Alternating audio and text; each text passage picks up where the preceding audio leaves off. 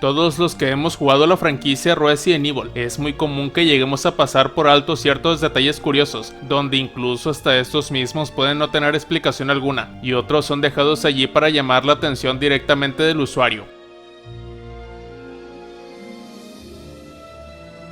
Son Goku Biohazard iba a ser una versión japonesa del escenario de la mansión del primer juego de Resident Evil, pero en una casa ninja. Sin embargo, solo hay ilustraciones para esto, pero se pone mejor. Si bien no podemos ver exactamente cómo se veía esto, los fanáticos de Onimusha Warlords pueden estar interesados en saber que una buena parte del juego se creó en PlayStation 1, incluso después de que se eliminó el nombre Sengoku Biohazard.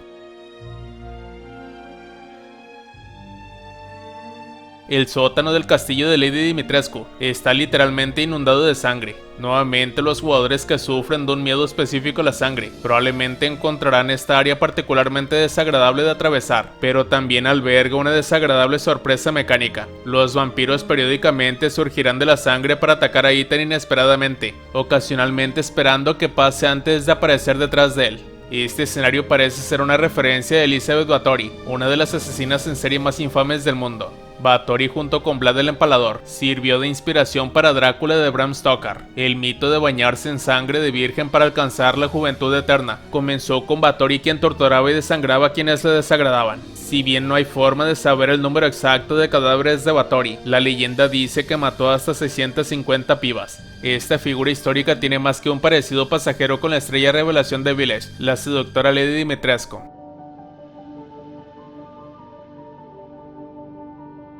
A Capcom seguro le encanta el nombre Dash, así se llamaba Mega Man Legends en Japón, Rockman Dash. Antes de eso, sin embargo, iban a usarlo en un juego de Resident Evil. Biohazard Dash fue un concepto cancelado para un spin-off que tuvo lugar 3 años después del primer juego. En lugar de zombies, lucharías contra humanos y criaturas infectadas por plantas, y los entornos tendrían una estética similar. Prácticamente no hay imágenes y no está claro, según la información disponible, si esto habría reemplazado el segundo juego, o si hubiera sido una reinvención.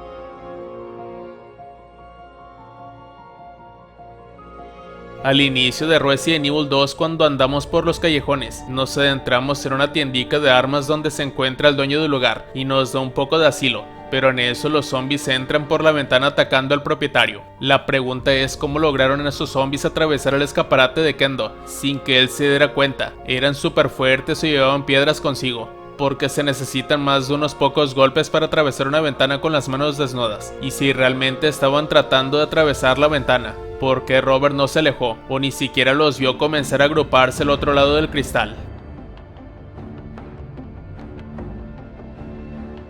Si bien los cadáveres de animales son asquerosos y sin duda tocan la fibra sensible de los jugadores, los cuerpos humanos muertos son quizás la forma visual más inmediata de provocar miedo. Una vez más, en un juego de terror, los jugadores esperan un gran número de cadáveres y algunas imágenes espantosas, pero parte de la decoración del pueblo realmente llevan las cosas a un nivel superior. Mientras deambulan por las colinas y los caminos que conducen hacia y desde la aldea de Village, los jugadores ocasionalmente encontrarán cuerpos que parecen crucificados o atados a tablas y abandonados a morir de hambre. Hay un segundo nivel de terror en estas imágenes vagamente religiosas. Los diversos textos del juego son símbolos cercanos y las fervientes oraciones de los pocos aldeanos supervivientes sugieren que el lugar está dominado por un fanatismo aterrador. Parece que los aldeanos se involucraron en todo tipo de prácticas supersticiosas y de sacrificio para tratar de complacer a la madre Miranda. Si bien no hay duda de que la gente estaba muriendo en las aldeas antes de que llegara Ethan, imágenes como estas hacen que el jugador se pregunte quién tiene el mayor número de cadáveres, los monstruos o los aldeanos.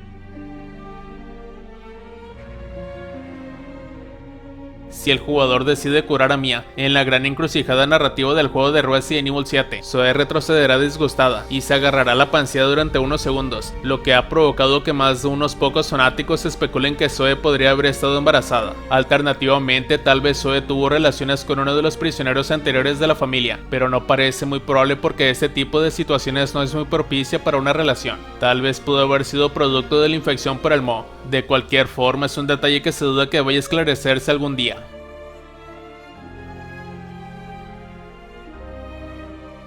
Dejando a un lado las rocas, ¿por qué construyeron ese pasadizo subterráneo donde se encuentra Lisa Trevor? ¿Y quién dejó esos esqueletos colgados en las paredes de las cuevas? ¿A dónde conduce el abismo? Es como el enorme abismo debajo de la isla de Resident Evil 4, donde aparentemente caes libremente hacia el centro de la Tierra, y aquí es un detalle parecido a eso sin dejarlo en claro.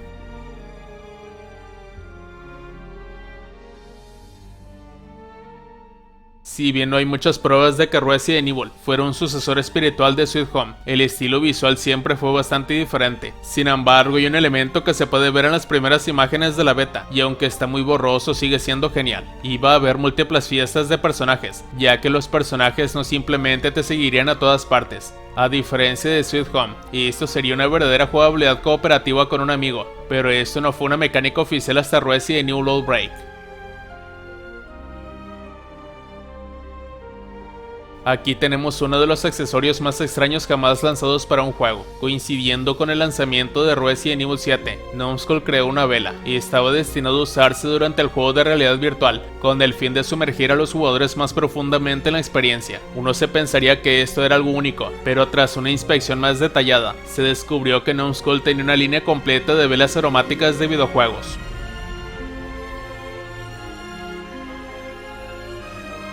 En Resident Evil Code Verónica, Steve es capturado por Alexia y este termina siendo infectado por el virus de Verónica, por lo que muta en un horrible ser, cuando Claire se encuentra cerca e intenta darle caza. Después de que este es derrotado, ¿cómo es que Steve puede volver a un estado humano después de mutar? A pesar de que no lo han puesto en criosueño para estabilizar el virus como lo hizo Alexia.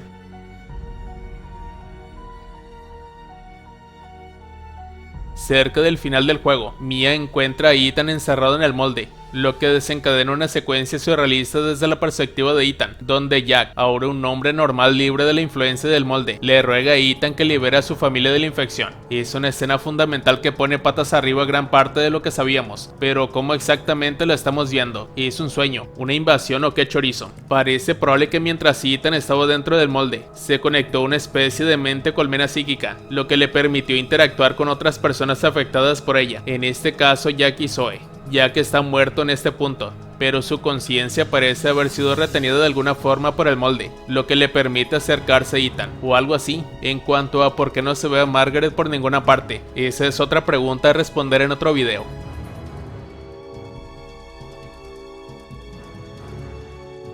Después de que los jugadores terminan de resolver el rompecabezas de la muñeca de la autopsia en la casa Beneviento, se presenta otro enemigo del escondite y probablemente se destacará como uno de los monstruos más inquietantes de la franquicia. Los jugadores regresan a la mesa de muñecas para encontrar un hilo de entrañas largo, punzante, parecido a un cordón umbilical que atraviesa la casa. La olla de oro al final de este arcoíris empapado de sangre es una enorme babosa con forma de feto deforme que arrulla, gorgotea e intenta devorar al jugador. Incluso es un juego con muchos puntos destacados de terror. El laberinto de bebés y la pelea contra jefes es uno de los más aterradores. También es el único monstruo jefe del que Ethan simplemente huye en lugar de matar. También hay una gran cantidad de simbolismo en juego, ya que el bebé monstruo devorador podría relacionarse con el miedo a perder la individualidad ante la paternidad, o dada la proximidad del bebé a la muñeca de la autopsia que se parece a Mia, también podría verse como el monstruo que mató el matrimonio de Ethan.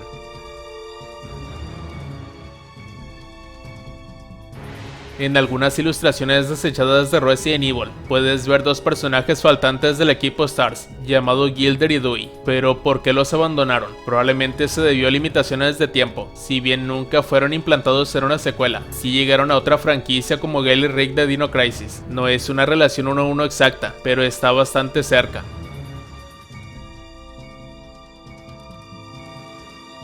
Durante el juego, Leonardo, el padre de Elena, es mordido en el pueblo. Más tarde se transforma en un licántropo incontrolable, lo que implica que todos los que sean mordidos o arañados presumiblemente también se darán la vuelta. A Ethan casi le come una mano entera a un mugroso licántropo, sin embargo no le pasa nada. El Mo lo está protegiendo de esta mutación. ¿Los salvaron esos ungüentos curativos? ¿O simplemente hubo algo más en la transformación de Leonardo de lo que los jugadores simplemente no son conscientes?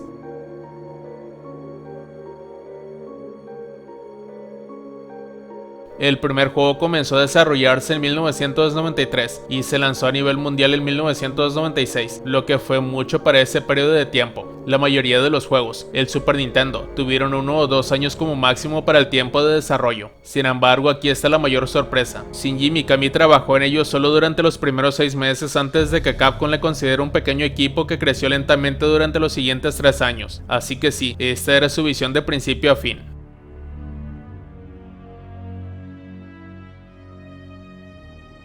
Resident Evil 7 comienza con Ethan conduciendo a Dolby, Luisiana, mientras habla por teléfono con una persona desconocida, mientras explica que recibió un mensaje de Mia y se dirige a Dolby para investigar. Y esta persona es claramente consciente de la situación y conoce bien a Ethan. Entonces, ¿quién es el guachín? El diálogo parece demasiado deliberado para que este tipo sea simplemente un amigo cualquiera de Ethan, y considerando la implicación a lo largo del juego de que Ethan tiene algo de historia con los Bow, e incluso podría ser un ex empleado de Umbrella, parece probable que estaba hablando con un contacto de Umbrella Blue.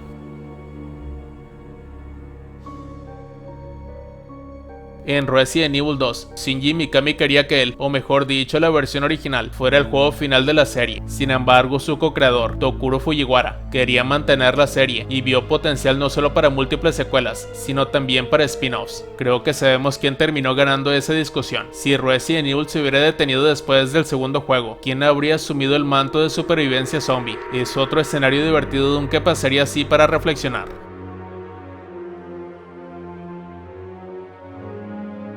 Es de conocimiento común que la primera entrega de los juegos Resident Evil se lanzó como Biohazard en Japón. Sin embargo, el mismo título no se pudo utilizar en los mercados norteamericanos, ya que el título ya tenía derechos de autor de otro juego de DOS y una banda de punk rock del mismo nombre con sede en Brooklyn, como informa Games Radar. El personal de la compañía del juego organizó una competencia entre ellos para encontrar un nombre. El título que surgió de esta actividad fue Resident Evil, y el resto es historia.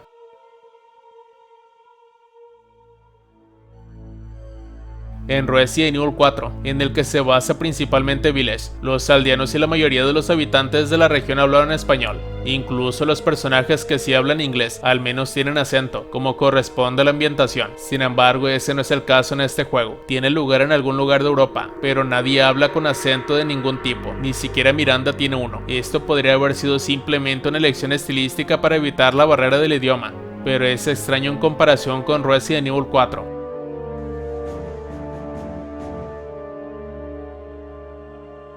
Como sabe Mikhail quién es Jill, el tipo sabe su apellido al verla y conoce la unidad de la que formaba parte al conocerla, a pesar de que Carlos no los presentó adecuadamente a los dos. Tenía instrucciones para deshacerse de ella, y eso sigue siendo un misterio.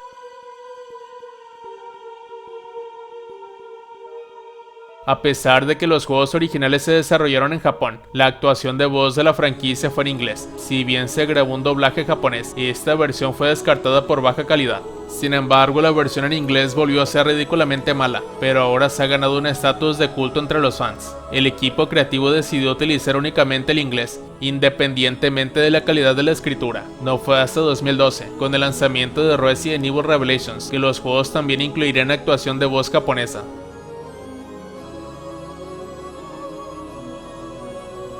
Shinji Mikami es un peso pesado de los videojuegos por su trabajo como director en el primer juego de Resident Evil, su remake de Resident Evil 4. Antes de iniciar la franquicia en 1996, Mikami se unió a Capcom como diseñador de juegos junior en 1990, y esta fue la época en la que trabajó en juegos de Disney para niños, como Who Framed Roger Rabbit de Game Boy y Aladdin and the Goof Troop para Super Nintendo. Más tarde, junto con el éxito de Resident Evil, Shinji Mikami también fue aclamado por dirigir la primera entrega de la serie de terror y supervivencia de Dino Crisis.